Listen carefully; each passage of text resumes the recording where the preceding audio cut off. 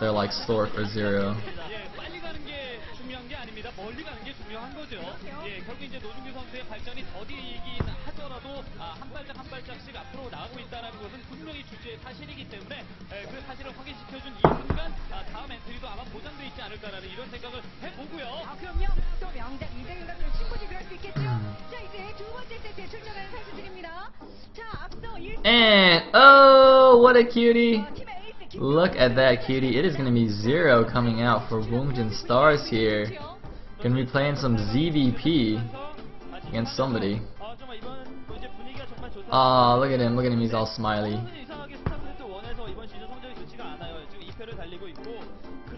Let me actually clean or clear my desk area a bit. Alright, that goes over there.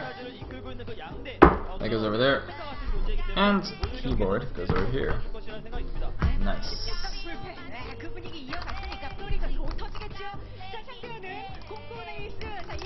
0 versus Guemchi.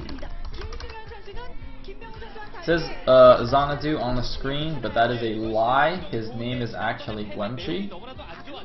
He's a Protoss player who actually wasn't he like one of the players to switch to StarCraft 2 early on, and then he like didn't like it, so he came back to Brood War or something? I thought there was some Protoss guy like that. I'm pretty sure it was Guemchi. Anyway. Oh, BGBIT is streaming. Oh, sweet. Oh, sweet. He'll probably stop during StarCraft 2 though, which would be less than ideal.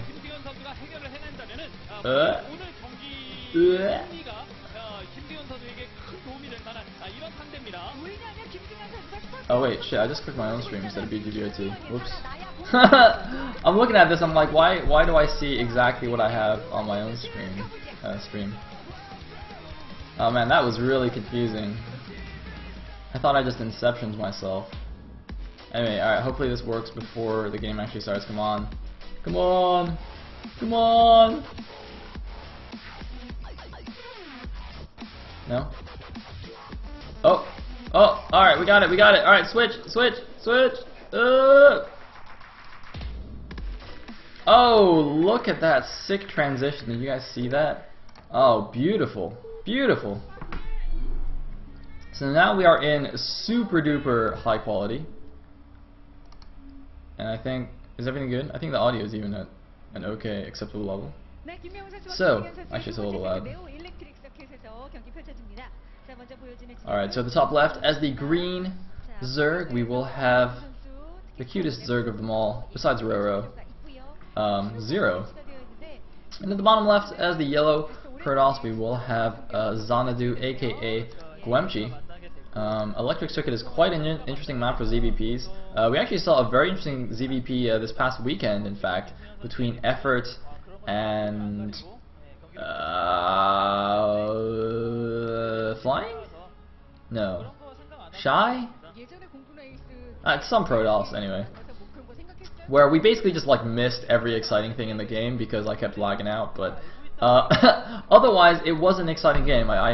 You know, just from what I could tell, from all of the dead buildings on the map, I could tell that it was an exciting game, even though we didn't actually see it. So anyway, oh, was it stats? It wasn't against stats. Really? Maybe. I don't know. Anyway, Probes got going in here. There's a pylon at the front. That is a very awkwardly placed pylon. That pylon is almost as awkward as those glasses. So yeah, that's pretty bad. I don't. It looks like it manners the gas. It might not, but I don't know. If that manners the Nexus, I will just giggle like a little girl. Looks like drone going out to 12 hatch, gonna get blocked by this probe, so he's gonna send a second drone to the mineral only instead.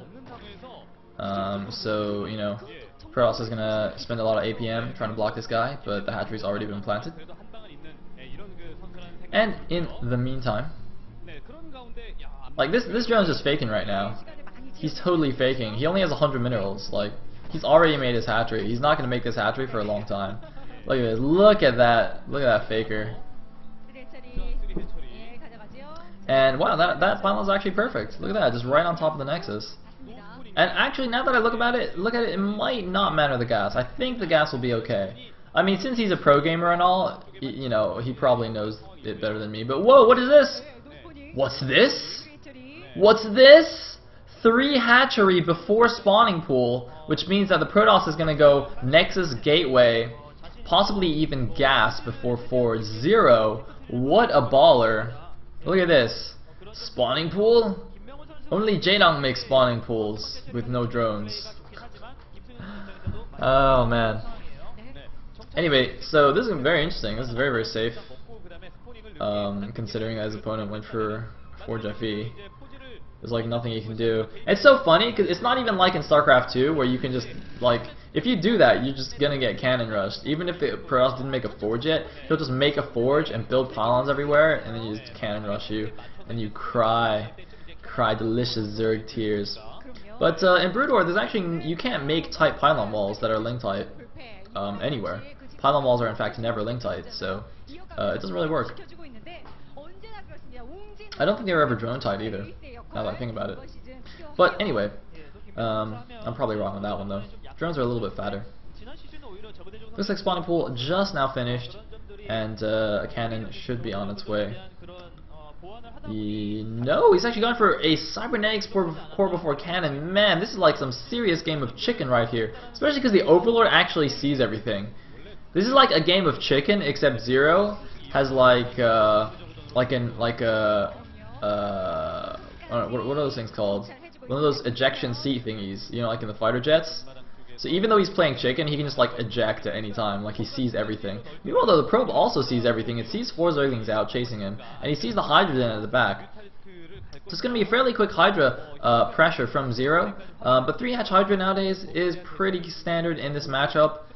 Putting on that early Hydra pressure, it is by no means an all-in attack. He's going to start poking the front a little bit, force a couple of extra cannons, and then he can drone up, slash tech up, slash expand, or whatever the hell he wants to do after that. And it looks like Overlord guy going to get poked a little bit. Looks like they're showing that back side disruptor thing. Oh, is he gonna get it? Oh, gets the first Overlord. Yeah, they're showing the back side disruptor a little bit because if Zero rallies that back hatchery too far forward, his units can actually get stuck back there because of course the pathing is retarded, and they will actually just try and run through the temples, even though it's not possible. Meanwhile, we do have a Corsair Reaver going to be coming out for what's his face? Who's playing? Who's this Protoss? Guemchi. Guemchi is the Protoss. But look, see the units are getting stuck in the back. Look at that, because Brood War pathing past the units through neutral buildings. It does not consider neutral buildings as like movement blockers. So the units keep trying to run through there. You have to manually like right-click them around your base. It is so annoying. I think now that I think about it, he might have just been checking. Well, no, there's nothing really to check for there. But anyway, now I like this fast robo from Guemchi. Of course, if you get one Reaver out and you have a couple of cannons at the front, like no amount of Hydras is really gonna break you, unless you get too brave with your Reaver and you send it out too far and it gets sniped. But I mean, if you play carefully and you're good with your Reaver, then you're gonna be completely fine. And yes, we do see a Reaver already. Note that he got that support bay. I'm pretty sure he got that support bay immediately. Didn't bother waiting for a shuttle. Standard timing is if you get your robo bay, your support bay rather, at about halfway when your shuttle's done, you can start a Reaver immediately as soon as the shuttle's finished. But in this case, you want to get the Reaver before shuttle because you might die if you don't. Anyway, looks like he's moving out with a couple of units. He's going to try and pick off some of these Hydras. Wow, interesting move from Guemchi. He's got to be careful though. A lot more units coming in. He's got to not get trapped. The Zerglings might actually trap the Zealots. Oh my god! One Zealot gets picked off there. One Zealot for one Hydra. Not the worst exchange. And the Corsair does scout the 4th base of Zero going up at the 12 o'clock. Now, Guemchi's going to play a little bit defensive here, but as soon as he feels a little bit more safe at his natural, like as soon as he gets a second Reaver out, he can just leave one Reaver at home and bring a second Reaver to go harass with. Looks like he traded another Zealot for a Hydralisk. Now, in this situation, I would say trading Zealots for Hydralisks is ideal, because the Zealots really are not going to be that useful. They can kind of block Zerglings and whatnot, but they won't really do much against the Hydras when there's enough of them. And they don't have any of their upgrades yet, so it won't be that good. Oh! Rebo is out. Does get revealed. Meanwhile, Gateway's being added in the main base as well. Looks like he's actually not really heavily committing to this Reaver play. He's actually only made 2 Corsairs, so it's actually not Sair Reaver per se. It's like 2 Corsairs plus defensive Reaver into just gateway units. I'm a little bit surprised by this, that he's not, you know, I mean, even if you don't want to get +1, you can at least get, you know, three or 4 more Corsairs and go do some harassment. I mean, Corsair Reaver harass is never bad, and you can incorporate it into your mid-game army anyway. So to go for this fast Reaver and not really make use of it seems a bit of a waste to me. He might actually just go for a big mid-game army and bring the shuttle with Reavers with his army instead of making Corsairs, so he can save a little bit of money on the Corsairs, and his ground army will keep the shuttles safe anyway. Looks like he's actually going to fly around the south side though. Looks like he might be going for that 12 o'clock base. There's no drones there just yet, but he barely misses that scouting Zerg. That's a nice job by Zero. Look at the Zero leaving the scouting Zerglings everywhere. Very, very nice job. Just going to try and spot for those Reavers. For the shuttle rather. In the meantime, another hatchery going up at the 12 o'clock. Supplies are actually very, very even right now. And it looks like that core is spinning. I don't know if that's +1 or Dragoon range though. It might actually just be Dragoon range. Because it was started fairly late. If he was going to get +1, I think he should have gotten it earlier. But he might actually be getting it right now. I'm not sure. It is quite a late +1 though. But he does actually have shuttle speed. So, very interesting. It's kind of like, I was saying how Guemchi wasn't really committing to the Sair Reaver, and it didn't look like he was. But then he got shuttle speed and his cybernetics core spinning. He actually doesn't have that many gateways, so it actually probably is +1 air weapons. But this is like, okay, so this looks to me like he saw fast Hydras, and so he went for Reavers in response. He's like, okay, let me make some Reavers so I don't die. And then he's like, and then he like tried to transition back into a normal mid game, and then he changed his mind halfway, and he's like, oh, well, since I have this Robo anyway, let me just like actually do Sair Reaver. It just seems a bit bumpy to me. It doesn't seem like he was thinking about this from the beginning. I mean, it might have been that he didn't actually plan this build, but then, you know, considering the slightly unorthodox opening, he just decided to do it. It just is a little bit confusing to me, the order of what he's done. In the meantime, DT looks like he's running around, but oh, look at this. Burrow has actually been researched for Zero here, so he's going to be borrowing some lings all around the base to spot for him. As you can see on the minimap, there's kind of a ring of green dots there that are Zero scouting things. Those are going to be like a combination of burrowed lings and overlords. And look at this, the borrowed ling is going to see the shuttle moving in here, and the thing is, now Guemchi has absolutely no idea that that's been spotted. Now he knows because the drone saw it, but the Scourge are coming in, but it looks like the shuttle might get away. Oh man, he's got to be so careful. Oh man, that's not getting away. Wow, big mistake by Guemchi, huge overcommittal. The DT is going into the main though, but that's going to get immediately spotted by Zero. Zero doing a fantastic job just shutting this down. Oh man, Guemchi, I don't know why he actually overcommitted there with that shuttle. There were a lot of Hydras on the ground. I mean, I think he just wanted to get one big Scarab off and run away, and didn't realize that the Scourge were already there. Quite a big blunder by him. But I mean, it's partly because of Zero's good play, of course, as well, spawning that earlier on with the Zergling. If he hadn't seen that early, the Scourge would not have been in a position to snipe that. And now Zero's got a supply lead. He's at 94 supply against 85 of Guemchi. And when Zerg is ahead in supply against the Protoss, that is just bad news bears. It's a little bit more acceptable considering that the Protoss went for Sair Reaver and for a fast third. That generally does mean that you won't be as far ahead in the supply compared to the Zerg, but even so. And actually a second shuttle is going out here. Oh no, that's the first shuttle. These are the Corsairs. I was looking at the minimap, I thought these Corsairs were actually the original shuttle. But that's going to get completely spotted here. And Zero looks like he's going to expand yet again, and that is the correct move to be doing against a player going for Corsair Reaver. Generally you just want to expand a bunch more quickly than you usually would and just macro up like crazy. Because the Corsairing Protoss is not going to have, or the Sair Reavering Protoss rather, is not going to have very many ground forces. Whoa! Looks like shuttle almost gets sniped by Scourge there. That was close. So yeah, Guemchi, as we know, does not have many ground forces to punish this fast expanding of Zero. He can just harass a little bit with the Reaver, but it's not going to be enough to actually take down an expansion. But I mean, Guemchi's got his own 3 bases up. He's got the back mineral only, which is not quite as useful as a gas base. And I think he's just going to be gearing up for a huge attack here. Just doing some light harassment, macroing up a ground army, and when he has enough units, he's going to move out. But the thing is, Zero's already got a lot of Hydras on the map. He's making a good number of Lurkers. And I think actually he might be breaking down the back temples. Okay, no, it looks like the Lurkers are there to break him down, but he actually hasn't done it yet. This is actually going to get spotted by the Corsairs, though.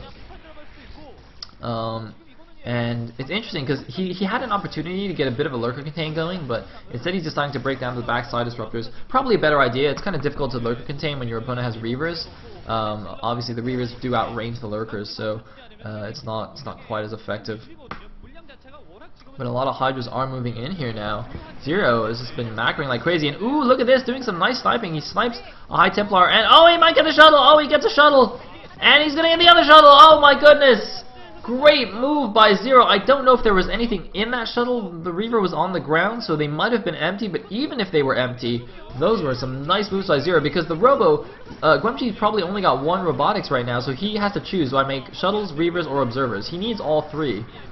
So getting those two shuttles is really, really nice. And he might even try and get this Reaver. It looks like he is going to get the Reaver, and the thing is, even though he's losing a bunch of Hydras here, Hydras are very cheap, very easy to make, and taking down those crucial units like a Reaver are so good.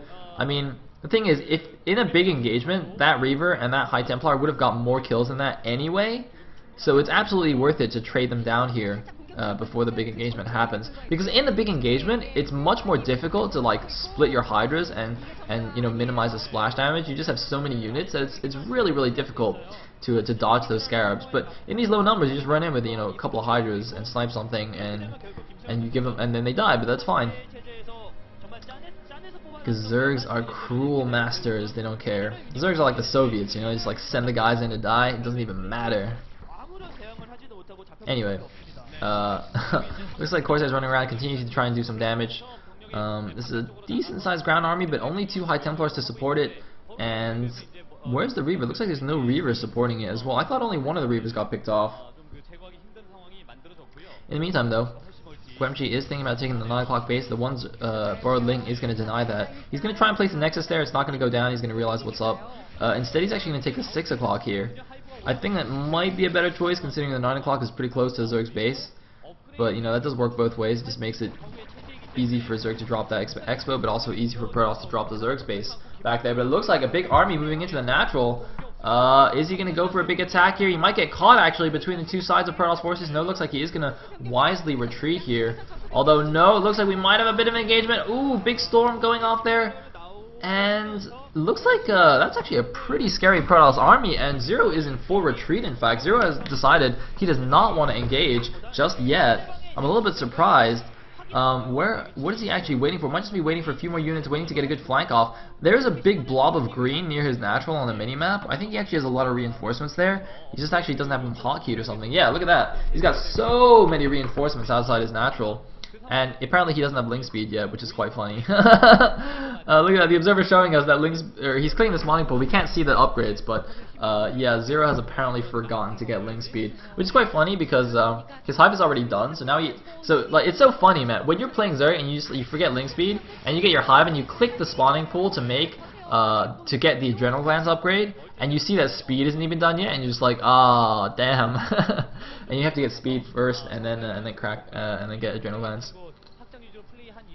Anyway, it looks like just making more lurkers, just spamming out those units. Look at all those units. However, I don't know. I don't really like how Zero's being so passive now. I mean, at the very least, he'd be trying to do like lurker drops or something, but he's basically just sitting back and letting Guemchi take all these expansions, even though, I mean, Guemchi should not be allowed to take these expansions for free. I mean, his Cereber harass didn't really do that much damage. Zero was in a great position. Like, he definitely had the ability to be more proactive with his army and to deny this, and yet he's decided that, well, I guess, you know, my late game is going to be stronger than his, so we'll just take it to the late game and see who wins.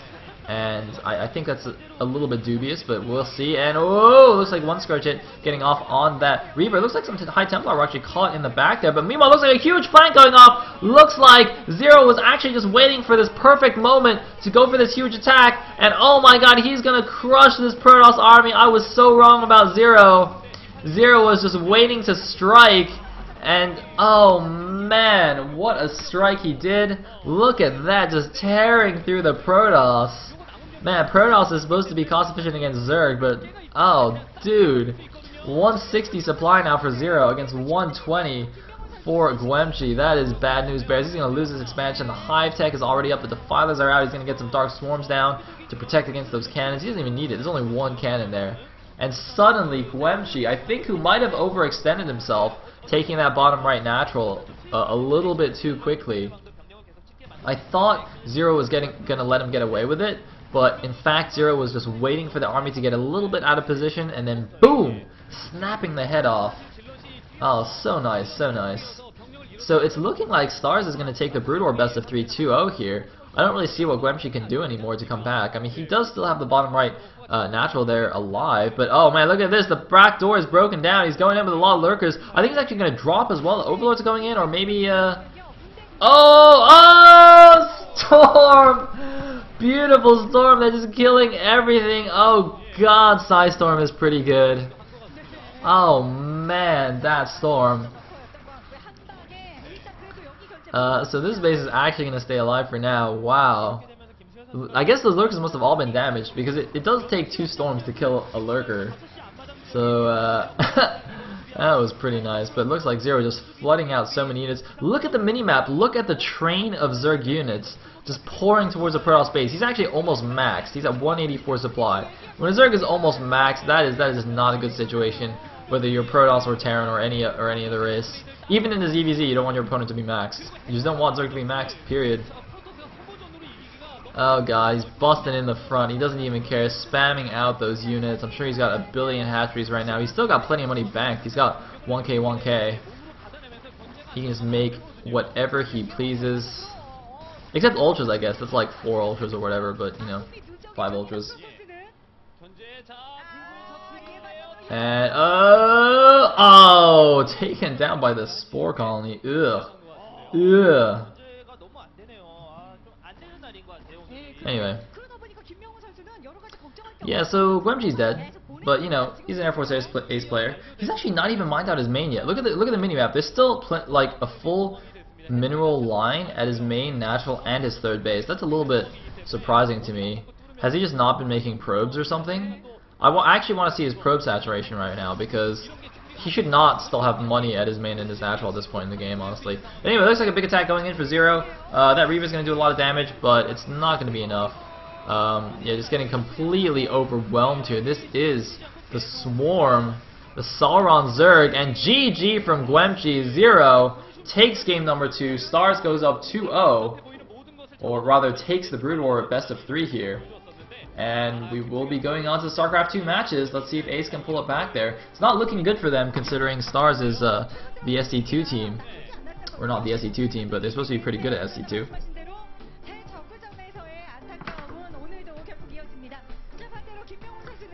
And Zero with a cheeky grin on his face, making the fangirl swoon. I'm swooning.